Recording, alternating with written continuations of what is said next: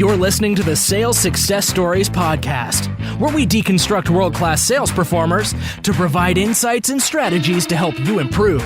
To learn more, visit us at top1.fm. Here's your host, Scott Ingram. Today on the Sales Success Stories podcast, I've got another sample story from the book to share with you. If this is your first time here, we recently published a book with the same title, Sales Success Stories, that features 60 stories from 20 of the top 1% sales professionals who have all been interviewed here on this podcast. You can find links to the book in all of its formats at top1.fm/book. This week's story comes from Wiley's Dayna Leaman, titled, My Dad Was Right. Story 16, My Dad Was Right, by Dayna Leaman. When you drive up to your home, do you get excited or not excited to see the car of a friend, loved one, or spouse in your driveway?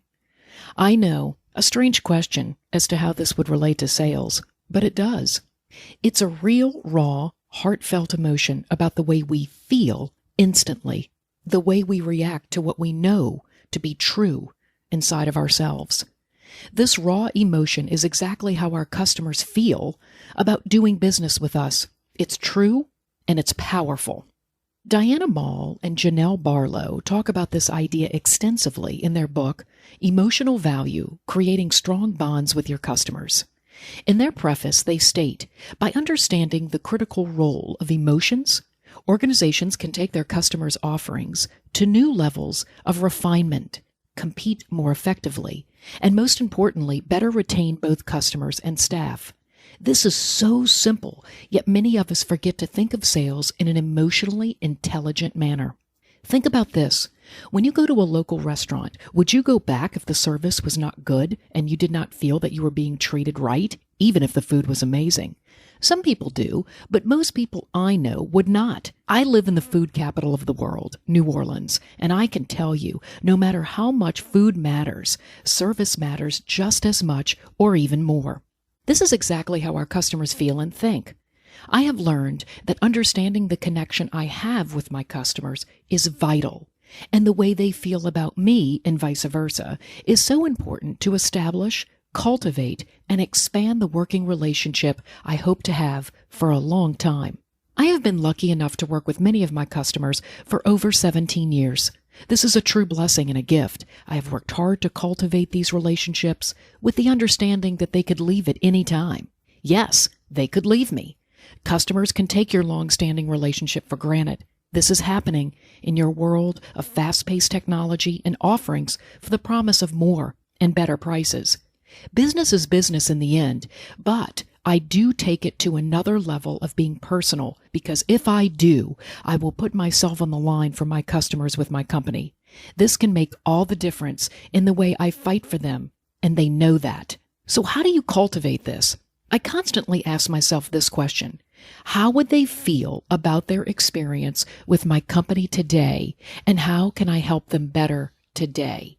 I create plans around this philosophy and always look internally to delight and impress my customers.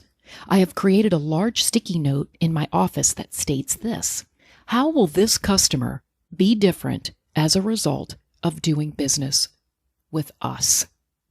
A longtime customer of mine at a university got the opportunity to meet the author of one of the titles I sell. He can be very abrasive and hard at times, even with me, and I know he liked me a great deal. Otherwise, I would not have had the business for over 15 years. He told my author, your book is okay. You're a talented writer, but the only reason we stay with your book is Dayna. And once she leaves Wiley, we will be done with your book. This shocked me, and while it made me feel good, it was a bit odd, and I did not want my author to be hurt or feel embarrassed. I asked the professor why he said this to him. He replied, "It's true, Dayna, because in the end, that relationship we have with you is the important one. You're the one that shows up for us. We use his book and his resources, but you're the one that supports us and our students. You are what matters most." Now, I look back and know that if he could see me drive up to his building at school, he would be happy that I was there. That is powerful. So, how do you develop the emotional personal relationship effectively? by doing it, by listening to your customers, looking them in the eyes, using your emotional intelligence to read them and understand their inner motivation and why they want to do business with you, not just your company. This takes time to study and to learn. You must do your homework on their prior experiences with other companies and the people they have worked with over the past few years.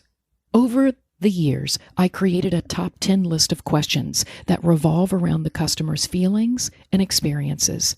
I constantly ask those questions time and time again until I know them by heart, or they simply become just a natural part of the conversation. I then take the information I gather and build a customer service plan for that customer based on their critical needs in alignment with their emotional needs and their goals. People will not partner with people they don't understand and like. When you start with the heart's purpose and understand their feelings, you can show up as your best self to your customers. They can see it and they can feel it. Needless to say, this intensifies your empathy and your assertiveness.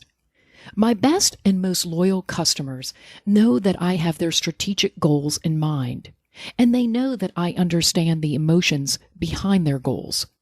Many of my customers in higher education are constantly working hard towards gaining tenure at their institutions, so I keep this in mind. One young professor told me recently, early on in his career, "Dayna, I don't care about this right now. I can't. I don't have time, and I can't do it at all." I told him, "Please, I care very much. Let me care for you so you can do what you need to do to get tenure." Getting tenure is like being a Supreme Court judge, a lifetime appointment. So they don't have time to plan their syllabus, pay attention to students, and create their own resources. This is where I come in with my products and services. Their heart and all their emotions are in getting tenure. It is their life. When I keep their goal of tenure in my mind and help them achieve these goals, they are very faithful to me and to Wiley. In the end, I can care for them, and I'm happy to because the customer will always remember this. What may be important to you may not always be what is most important to them, and I remind myself of this every day. My customers know that I will go to the ends of the earth for them. That is powerful. It has served me well for many years of constant success. It does not necessarily mean that things will always go right. I have failed and made the wrong moves, but none of them were a misstep as such for the customer. There were many times that I could not make something happen, and I always apologized on behalf of my company, even if it was not my own fault. In fact, my biggest challenge was just that, having to sincerely apologize for selling a platform that simply didn't work and perform as promised. I did a massive apology tour, talking to every customer and making sure they knew that we could and would be better. They all stood by me, and that year I was still Rep of the Year. It was an amazing testimony to the power of solid relationships, and yes, being liked. I knew that people stood by me no matter what, and I knew what I would do to help support them and make sure this never happened again. My father always told me these 3 things about building strong customer relationships. Be liked, be known, know what you're doing. In that order. I have always held this advice close to my heart, and it is so very true.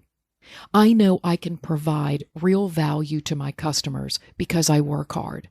I listen, and I truly care for them as people. In this world, it is so easy to not get out of your head and listen and see your customers as real people who have feelings, emotions, and challenges. I believe that when my customers see my proverbial car in their driveway, they get excited. I know that I do. Lessons learned. Understand and learn emotional intelligence for yourself and your customers. Take time to learn your customer's world and what truly matters to them. Stop and listen carefully. Create a top 10 list of questions that matter to your customers to make sure you're getting to their goals. Your customers' goals may not fall in line with your goals. Make them align by addressing their need and care for them. They will let you.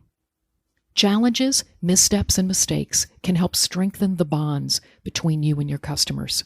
Be liked, Be known and know what you're doing in that order. My dad was right. Pay attention to your emotions. They drive your customers' goals and influence your sales. If you like this story, you'll love the book and the other 59 stories you'll find there. It makes for a great gift, and if you want to order a set for your entire team or all of your sales colleagues, shoot me a note to scott@top1.fm and I'll get you the volume discount details. Also, I'm working on scheduling a bunch of new interviews and would love an introduction to the number one performer at your company. Please keep this criteria in mind, as I only interview active, quota-carrying individual contributors who are either number one or at least in the top 1% on a team of hundreds. I'm also looking for consistent performers and not someone who just got lucky this year. Feel free to reach out to me on LinkedIn, or again, just send me an email to scott@top1.fm. Thanks for listening, and come back next week when I'll have another great interview for you. Thanks for listening to the Sales Success Stories podcast. To be sure you never miss an episode, and for an invitation to our sales success community powered by Influitive, subscribe to our newsletter at top1.fm.